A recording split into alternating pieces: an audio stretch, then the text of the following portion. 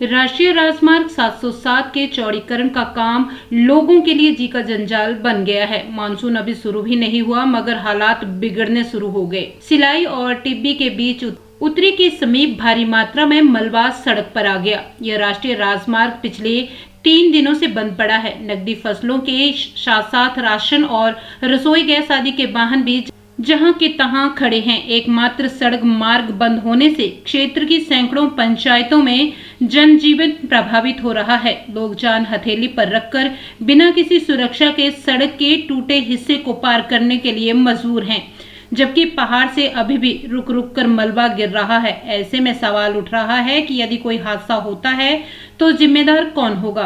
प्रशासन और राष्ट्रीय राजमार्ग प्राधिकरण के अधिकारी नदारद है, कोई भी नेता हालात की सुध लेने नहीं पहुंच रहा है, लिहाजा लोगों में गुस्सा फूटने लगा है। बताया जा रहा है कि यहां चौड़ीकरण का काम कर रही कंपनी पत्थर निकालने के लिए अंधाधुंध खनन कर रही है। पत्थर निकालने के लिए यहां अंडरकट किया गया, जिसकी वजह से पहाड़ का बड़ा हिस्सा टूटकर सड़क पर आ गिरा और सड़क मार्ग बंद हो गया। लोगों की नाराजगी का कारण यह भी है कि सड़क मार्ग खोलने के लिए सिर्फ एक मशीन लगाई गई है, जबकि बड़े बड़े पत्थरों को तोड़ने के लिए सड़क के दोनों तरफ 3 से 4 क्रशर मशीनों की जरूरत है। कंपनी के पास मशीन होते हुए भी सड़क को खोलने के लिए प्रयास नहीं किया जा रहा है।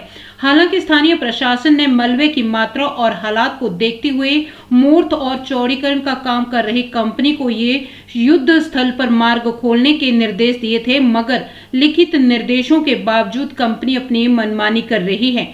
लोगों के नाराजगी के बाद सिलाई एसडीएम मौके पर पहुंचे और हालात का जायजा लिया। उन्होंने कहा कि कंपनी को पहले भी निर्देश दिए गए थे और अब फिर से नोटिस दिया जाएगा ताकि सड़क मार्ग जल्द से जल्द बहाल हो सके। को बंद होके अब एसडीएम साहब यहाँ खड़े थे, एसडीएम साहब ने कहा कि 60 घंटे हो गए। हम इंतजार करते कि मंत्री जी कब आएंगे, बेलचा बुलचे लेके, यहाँ बेलचा गेंती लेके, हमें इंतजार था। मंत्री जी ने आए तो उनके लोग तो आ जाते कम से कम। लोगों ने कहा कि बड़ी तकलीफ होती है नाथूराम जी को, और दूसरे दिन तीसरे दिन को कुछ ना कुछ होता रहता है। मुझे तो कुछ नहीं होता, होना भी क्या है। मैं तो इंतजार करता कि मतलब क्या पता हर्षवर्धन जी आ जाए, चले जाए, उनके लोग चले जाए, रोड खुलवा दे, पर ऐसा कुछ हुआ नहीं है। आज तीसरा दिन हो गया रोड बंद होके। मैंने कहा कि लगभग 60 घंटे हो गए, लेकिन 60 घंटे बाद मुझे तो आना ही आना पड़ा, मेरी मजबूरी है। लोग परेशान है, लोग दुखी है। यहाँ पर यहाँ के जब नज़ारे देखते तो एक मशीन, एकमात्र मशीन लगी हुई है। पीडी प्रोजेक्ट डायरेक्टर विवेक पांचाल, जो कभी रोड पे दिखता नहीं है, जो कभी कैमरे के सामने बोलता नहीं है। मैं हैरान हूँ, ऐसे ईमानदार मंत्री नितिन गडकरी जैसे व्यक्ति ने ऐसे प्रोजेक्ट डायरेक्टर को नियुक्त कर दिया, तो कैसे कर दिया। इससे निकम्मा आदमी मैंने आज तक पूरे हिंदुस्तान में कभी देखा नहीं है। जितनी भी आपदा आई है, जितनी दिक्कत आ रही नेशनल हाईवे पे, प्रोजेक्ट डायरेक्टर को लेकर के ही आ रही है। और अब तो ये सवाल ये भी उठ रहे हैं, प्रोजेक्ट डायरेक्टर ने नेशनल हाईवे 707 से लगभग 100 करोड़ का भी खाया है। अब ये देखिए अंडरकट हो रखा है, अभी भी आप देख रहे हैं यहाँ पर अभी भी गिरा है। इसमें दिक्कत किसकी? दिक्कत है प्रोजेक्ट डायरेक्टर की। क्या उनकी टीम यहाँ देखती नहीं है? क्या उनकी टीम यहाँ पर आती नहीं है? यहाँ पर ये अंडरकट हुआ है तो ये तो गिरा ही गिरा, अब ये भी गिरने वाला, अभी गिर ही रहा है। हम लोग खड़े हैं लेकिन अभी भी गिरना शुरू हुआ है। यहाँ पर अंडरकट इसलिए किया गया क्योंकि यहाँ से 100 मीटर दूरी पे इनका क्रेशर लगा हुआ है। उनको यहाँ के लिए पत्थर चाहिए था, या इसलिए यहाँ पर अंडरकट किया गया है। किसी शासन प्रशासन के व्यक्ति ने यहाँ के शुद्ध नहीं लिए। हैरानी की बात ये होती है कि 60 घंटे बाद भी रोड नहीं खोल सकते, जबकि सैकड़ों की संख्या में मशीनें खड़ी है। यहाँ से 50 मीटर दूरी पे गंगटोली के पास 2 ब्रेकर है, जो इस साइड से काम कर सकती है, इस साइड से काम लग सकता था, लेकिन वो ब्रेकर यहाँ तक पहुँचे नहीं है। यहाँ तक पहुँचे इसलिए नहीं क्योंकि सिलाई की जनता को, यहाँ के लोगों को पशुओं से भी बुरी हालत में समझते हैं यहाँ के नेता और यहाँ के अधिकारी। उन्हें ये पता नहीं कि यहाँ के लोगों का कुछ मौलिक अधिकार भी होता है।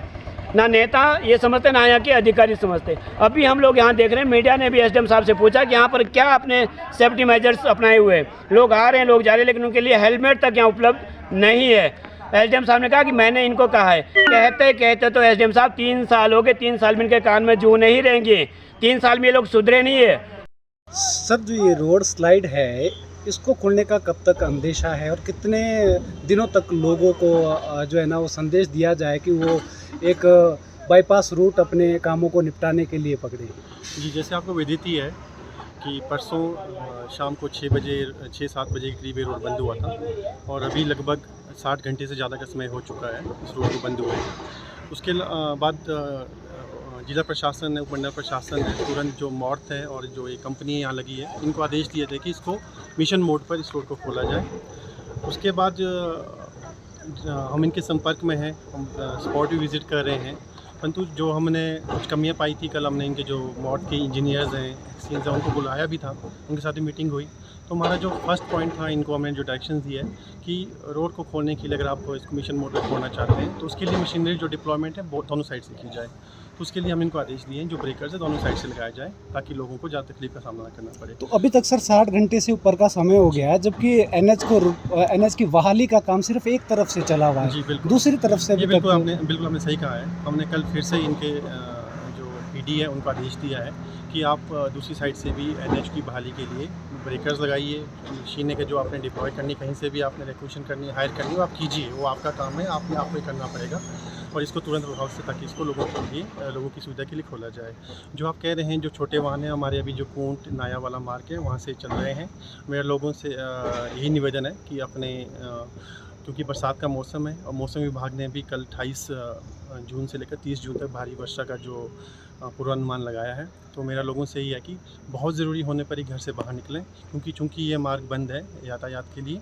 तो अगर आपका अपना वाहन है तो आप जो एक ऊँट नाया शिलाई वाला मार्ग है इसका यूज़ करें। अगर आप डायरेक्टली कहीं रोनाहट या शिमला वाली साइड से विकासनगर पाउंटा नाहन जाना चाहते हैं तो आप मेनस विकासनगर मार्ग का भी उपयोग कर सकते हैं। इतना बड़ा पहाड़ का टुकड़ा दरकने का सर मुख्य कारण क्या रहा होगा, जबकि बरसात भी नहीं हुई थी? प्री मानसून ने ज़रूर दस्तक दी है, लेकिन एक दिन पहले बरसात हुई थी और अगले दिन ही ये इतना बड़ा पहाड़ दरक के जो है ना एनएच पे आया है। बिल्कुल, आपको विदित ही होगा कि लगभग 1-1.5 महीना पहले भी इसी पॉइंट पर हम लोग थे और यहाँ पर काफ़ी स्लाइड हुआ था, जो कि लगभग 24 घंटे बाद उस टाइम भी खुला था। तब भी हम अंदेशा लगा रहे थे कि जो पीछे पत्थर ऊपर फंसे हुए हैं नीचे आएंगे। तब से हमें डाउट था कि यहाँ पर ये जो पत्थर ऊपर फंसे हुए हैं सभी नीचे आएंगे।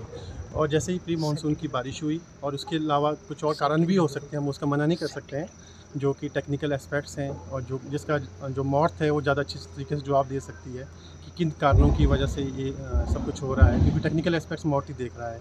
हमें तो बस जो पब्लिक इंटरेस्ट में जो रोड बहाली का है और लोगों तक जो इनको जो फर्दर आदेश देने हैं, तो जो टेक्निकल एस्पेक्ट्स हैं वो मॉर्थ ही एक्सप्लेन कर सकती है कि इसके जो विभिन्न रीजंस हैं क्यों पहाड़ दरक रहे हैं, इसके बारे में ज़्यादा कह सकते हैं। ये शिलाई और टिम्बी के बीच सर ये लोरा के समीप ये पॉइंट है और बड़ी बड़ी चट्टानें जो है वो नीचे जो बरसाती नाला है वहाँ तक बह के गई निकल के गई है।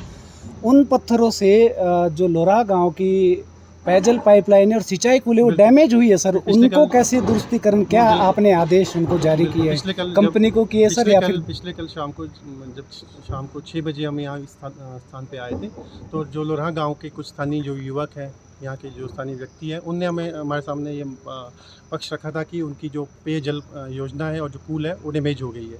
तो हमने जो कंपनी प्रबंधन को भी और जो हमारे ITH विभाग हैं इनको आपस में कोऑर्डिनेशन करके जो STP पाइपलाइन आज बिछाने के लिए कहा है कि जैसे ही काम बंद होगा उसके बाद जो एटलीस्ट जो पीने पेयजल है उसकी बहाली तुरंत की जाए और जैसे ही ये काम ख़त्म हो जाएगा उसके बाद जो कूल है उसको भी पुनः सुचारू किया। एक चीज़ और देखने को मिली सर कि दोनों साइड जी, लेकिन कंपनी के पास जो लोगों की क्रॉसिंग हो रही है उनके लिए जो सेफ्टी हेलमेट्स वगैरह कंपनी की तरफ से क्रॉसिंग के लिए होने चाहिए, वो सेफ्टी का प्रावधान यहाँ पे बिल्कुल ना के बराबर दिखाई दे रहा है सर। तो इस पे आपका क्या एक्शन रहेगा? बिल्कुल आपका जायज़ पॉइंट है ये, है ना। कल भी हमने ये देखा था, कल वहाँ पर काफ़ी संख्या में हेलमेट्स थे, परंतु आज सुबह जब हम यहाँ पहुँचे तो आज हेलमेट्स नहीं थे।